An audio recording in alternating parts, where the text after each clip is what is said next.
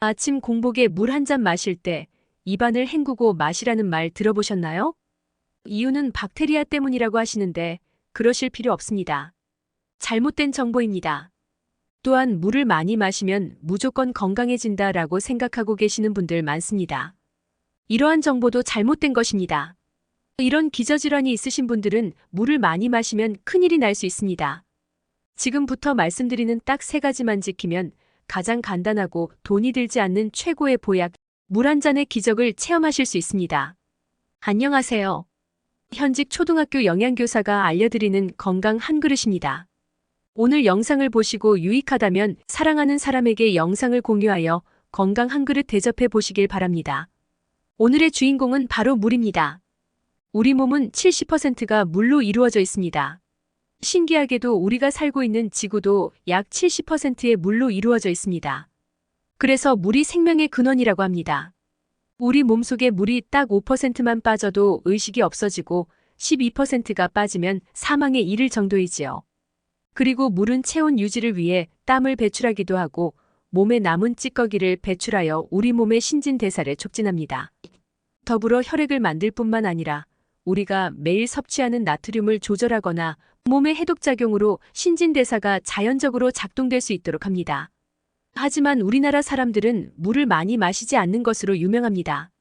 세계보건기구가 권장하는 하루의 물의 양은 1.5리터에서 2리터입니다. 반면 우리나라 사람들은 하루에 평균 960ml를 마신다고 하니 건강 걱정을 안 할 수 없는데요. 여기서 집중! 물을 무조건 많이 마시면 좋은 건지, 어떤 사람에겐 약이 되고 어떤 사람에겐 독이 되는지, 또한 아침 공복 물을 어떻게 드셔야 하는지에 대해 딱 3가지만 정리해 드리겠습니다. 첫 번째, 물을 많이 드셔야 물이 약이 되는 분들. 당뇨병, 혈압, 고지혈증, 협심증, 호흡기 질환을 앓고 계신 분들은 물을 많이 드셔야 합니다. 당뇨병 환자는 혈당이 상승해 혈액이 끈적끈적해지지 않도록 수시로 충분히 물을 마셔야 합니다. 여기서 집중! 당뇨병이 있으신 노령 환자의 경우 갈증을 잘 느끼질 못할 수 있는데 2시간에 한 잔씩 시간에 맞춰 의식적으로 물을 섭취하도록 노력하는 것이 도움이 됩니다.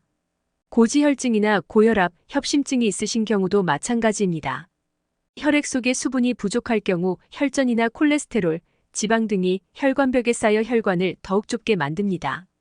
충분한 물을 마셔 끈적끈적한 혈액을 풀고 적당히 빠른 속도로 혈액이 이동할 수 있도록 하는 것이 좋습니다.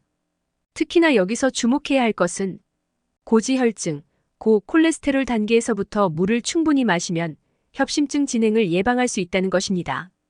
지금처럼 추운 날씨에 면역력 떨어져 감기 걸리시는 분들이 많이 계십니다. 이런 분들은 호흡기 질환에 걸린 경우 물을 충분히 마시면 바이러스를 배출하는데 도움이 됩니다. 한 번에 많이 마시는 것보다 호흡기 점막이 촉촉함을 유지할 수 있도록 미지근한 물을 여러 번 나누어 자주 마시는 것이 더 좋습니다. 또한 염증성 비뇨질환에 걸리신 분들에게도 특효 보약입니다. 방광염, 전립선염, 요로 감염 등 비뇨기관에 염증이 발생한 경우 충분한 수분을 섭취해 소변량을 늘리는 것이 중요합니다. 소변을 통해 염증 물질을 배출시켜야 하기 때문인데요. 염증 물질의 배출이 원활하지 못할 경우 요로 결석 등으로 이어질 수 있기 때문에 꼭 물을 많이 드시는 것을 추천드립니다. 두 번째, 이런 분들은 물을 많이 드시면 안 됩니다. 꼭 1리터 이하로만 드시길 바랍니다. 신부전, 신부전증, 간경화, 갑상선 기능 저하증, 부신 기능 저하증이 있으신 분들은 물을 하루에 1리터 이하로 마셔야 합니다. 제 주변에 신부전으로 갑자기 돌아가신 분들이 계십니다. 이때마다 정말 놀랐고 신부전이 얼마나 무서운지 알게 되었습니다. 심장의 박동이 불규칙한 신부전의 경우 혈액 흐름이 원활하지 않아 물을 많이 마실 경우 혈액순환이 방해받을 수 있습니다.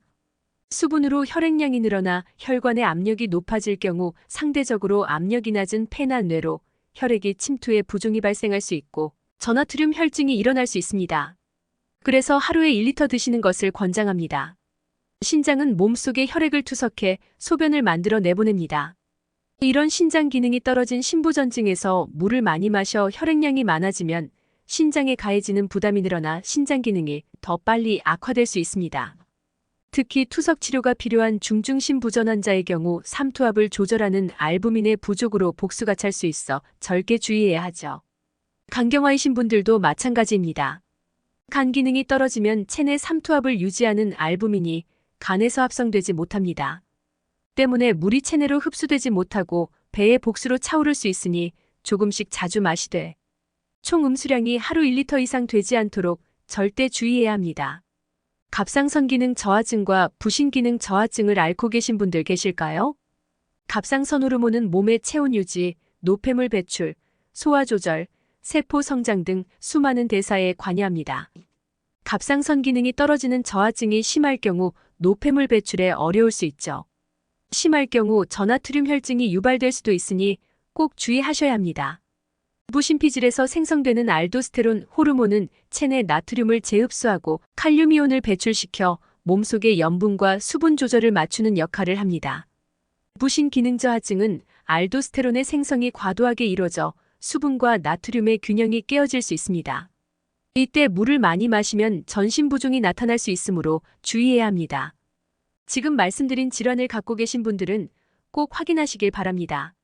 여기까지 물을 많이 마셔야 하는 환자나 물을 1리터 이하로 적게 드셔야 하는 환자를 소개했습니다. 마지막으로 세 번째, 가장 값싼 보약이라고 불리우는 아침 공복에 물 한 잔 먹는 방법을 알려드리겠습니다. 여기서 집중! 매일 아침 일어나자마자 입을 헹구고 물을 마실 필요 없습니다. 아침에 일어나면 입안이 침이 고여있는 상태에 잠자는 동안의 호흡으로 입안이 건조해져 입안 박테리아가 많이 생기는 것은 사실입니다. 그것 때문에 아침에 입냄새가 나는 것입니다. 하지만 물로 헹구지 않으셔도 우리 몸의 소화 기능 중 매우 강한 위산으로 인해 박테리아가 거의 박멸됩니다. 그러니 안심하시고 아침에 입안을 헹구지 않으시고 물을 드셔도 괜찮습니다. 그런데 여기서도 유의해야 할 것은 아침 공복물을 마실 때는 꼭 천천히 마셔야 합니다. 밤중에 땀이나 호흡으로 수분이 지나치게 방출되면 아침에 목이 말라서 물을 벌컥벌컥 드시는 분들이 계시는데요. 정말 위험할 수 있으니 반드시 천천히 드셔야 해요. 고혈압이 있으면서 뇌동맥류나 뇌출혈의 병력이 있으시다면 물을 빨리 마시면 위험합니다. 뇌나 심장의 혈관의 혈류량이 급격하게 증가하면서 혈관이 파열되거나 터지는 엄청난 문제가 발생할 수 있기 때문이지요.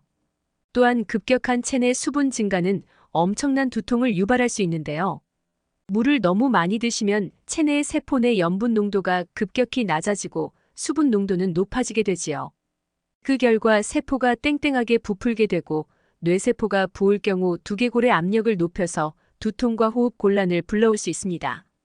또 전해질 수치가 떨어지면서 몸의 균형이 무너지고 오히려 근육의 경련이 발생할 수 있지요. 그러니 물을 한 번에 드시지 마시고 천천히 마셔야 안전합니다. 오늘 여기까지입니다. 물을 많이 마셔 물이 몸에 보약이 될 분들과 독이 될 분들을 말씀드렸습니다. 그리고 아침 공복에 물을 드시는 방법도 말씀드렸는데요.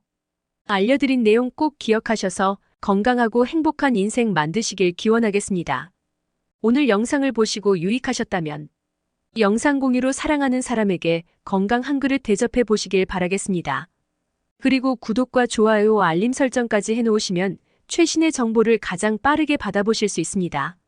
앞으로도 좋은 영상 만들어 드릴 것을 약속드리며 언제나 건강하고 행복한 삶이 되시길 바라겠습니다. 지금까지 현직 초등학교 영양교사가 알려드리는 건강 한 그릇이었습니다. 감사합니다.